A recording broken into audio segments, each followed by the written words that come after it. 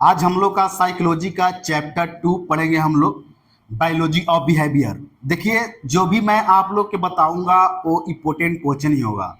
और जो ये चैप्टर है बायोलॉजी ऑफ बिहेवियर, ये कोई खास चैप्टर नहीं है। और जो आपका नेक्स्ट चैप्टर आने वाला है वो चैप्टर बहुत इंपॉर्टेंट है साइकोलॉजी के लिए, और उससे लगभग लगभग 5 से 6 प्रश्न पूछता है, प्रत्येक वर्ष पूछता है।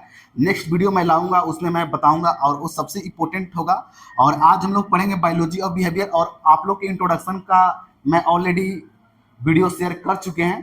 तो उसमें मैंने आप लोग के 2 प्रश्न बताए थे, बहुत इंपॉर्टेंट था। एक था आपका स्कोप ऑफ साइकोलॉजी, और सेकंड था why should nurse study psychology. देखिए, ये दोनों जो प्रश्न है आप इसको ज़्यादा से ज़्यादा प्रैक्टिस कीजिएगा, लिखने का ज़्यादा प्रयास कीजिएगा, ये बहुत इंपॉर्टेंट है। चलिए, बायोलॉजी ऑफ बिहेवियर में अगर मैं बात करूं तो सबसे इंपॉर्टेंट है sensory process in normal and abnormal. सबसे मोस्ट इंपॉर्टेंट है इसमें, जो बहुत ज़्यादा चांस है पूछने का।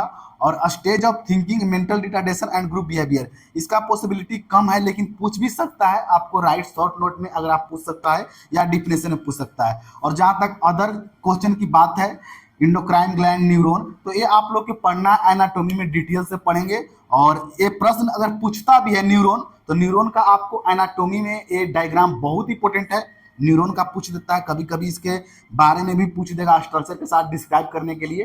तो एनाटॉमी में बहुत इंपॉर्टेंट है। और ग्लैंड, तो ये तो बहुत इंपॉर्टेंट है एनाटॉमी में। तो ये दोनों यहाँ पे हम लोग ज़्यादा नहीं फोकस करेंगे।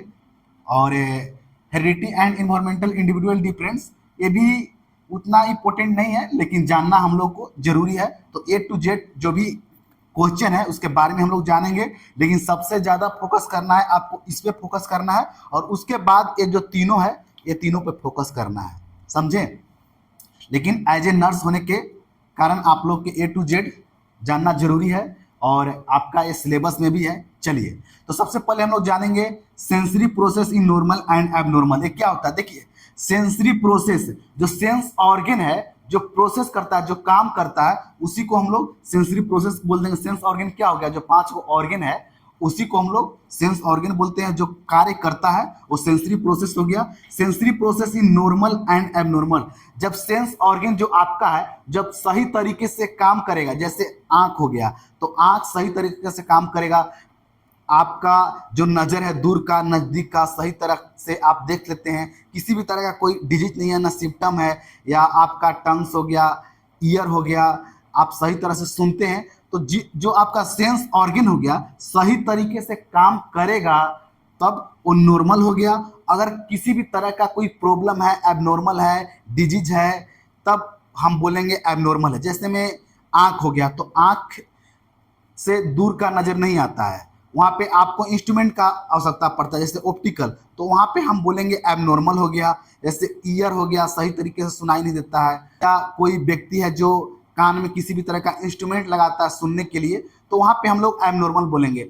एक शब्दों में अगर मैं आपको बोलूँ, तो जब भी सेंस ऑर्गन में किसी भी तरह का प्रॉब्लम होगा तो वहाँ पे हम लोग एबनॉर्मल बोलेंगे, और सही तरीके से काम करेगा तो नॉर्मल बोलेंगे। इसी को लेकर हम लोग को विस्तार से हम लोग को एग्जाम में लिखना होगा।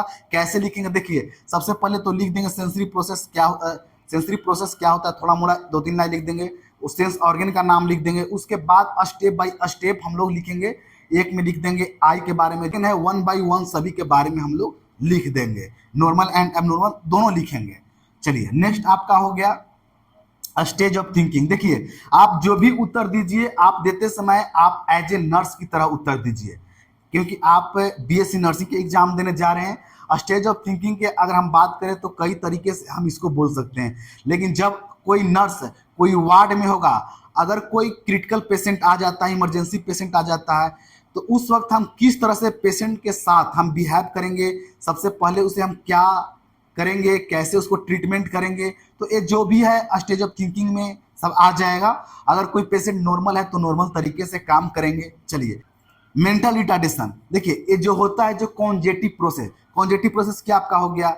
मेमोरी, इंटेलिजेंसी, परसेप्शन, ये जो सब हो गया, ये आपको कॉन्जेक्टिव प्रोसेस हो गया, कॉन्जेक्टिव फंक्शन हो गया। हम नेक्स्ट चैप्टर में पढ़ेंगे कॉन्जेक्टिव के बारे में। तो वो जो भी एक्टिविटी होता है, अगर उसमें किसी भी तरह का एबनॉर्मल हो गया, सही से फंक्शन नहीं हो रहा है तो वहाँ पे हम लोग मेंटल रिटार्डेशन, यानी कि जो आपको जो ब्रेन है वो सही तरीके से काम ना करे, ये भी बोल सकते हैं, ब्लॉकिंग बोल सकते हैं, मेंटल ब्लॉकिंग बोल सकते हैं, तो मेंटल रिटार्डेशन में आ गया। उसके बाद ग्रुप बिहेवियर। ग्रुप बिहेवियर क्या हो गया? कोई व्यक्ति अगर ग्रुप में रहता है, टाइम स्पेंड करता है, तो बहुत तरह के वो एक्टिविटीज सीखता है, बिहेवियर सीखता है ग्रुप से, क्योंकि ग्रुप में कई तरह के लोग होते हैं, कई तरह के लोगों का बिहेवियर होता है, नेचर होता है और उसका एक्टिविटी होता है, और उससे हम सीखते हैं और हमसे वो सीखता है। तो इस तरह का हम लोग ग्रुप बिहेवियर में आप उसको डिफाइन कर सकते हैं। और उसके बाद अगर मैं बात करूं तो heredity and environmental individual difference. देखिए इसमें इंडिविजुअल डिफरेंस हमको बताना है। कैसे बताना है? Heredity and environment. अगर कोई एक व्यक्ति है, उस व्यक्ति को आप कैसे डिफरेंट कीजिएगा अदर व्यक्ति से? By the heredity and environmental. देखिए जैसे में एक व्यक्ति हो गया, एक इंडिविजुअल है, डायग्राम किसी भी तरह का है, इसको इग्नोर कर देना है। देखिए हम लोग डायग्राम के माध्यम से समझते हैं heredity and environmental individual difference. देखिए ये दो लड़का है, दोनों के माता पिता अलग हैं। आप कैसे बताइएगा ये दोनों एक दूसरे से डिफरेंट है? पहला तो इसका जो फिजियोलॉजिकल और साइकोलॉजिकल नेचर है, इंटेलिजेंसी हो गया, पर्सनैलिटी हो गया, इसका नेचर किससे मिलेगा? इसके माता पिता से मिलेगा। इसका नेचर इसके किससे मिलेगा? इसके माता पिता से मिलेगा। तो इस तरह से हम बोलेंगे हेरिडिटी इंडिविजुअल डिफरेंस हो गया, यानी कि जेनेटिकल नेचर इसका इसके माता पिता से आएगा, समझे। और अगर इन्वायरमेंटल की मैं बात करूं तो ये जिस इन्वायरमेंट में रहता है, जिस सोसाइटी में रहता है, इसका लाइफ स्टाइल, इसका कल्चर, इसका फूड्स, ये जो हो गया है इन्वायरमेंटल इंडिविजुअल डिफरेंस में आ गया। तो इस तरह का आप लोग को उत्तर देना है जब आपको एग्जाम में पूछ दिया जाए। लेकिन इस चैप्टर से पूछने का पॉसिबिलिटी बहुत कम रहता है, ना के बराबर रहता है, कभी कभी तो पूछता भी नहीं है, क्योंकि ये जो चैप्टर है उतना इंपॉर्टेंट नहीं है। इसमें से बहुत सारे जो टॉपिक हैं, आपको क्वेश्चन है, वो अदर सब्जेक्ट में भी पढ़ने के लिए मिलता है। इंडोक्राइन ग्लैंड ये क्या होता है? इंडोक्राइन ग्लैंड हो गया, डक्टलेस ग्लैंड हो गया।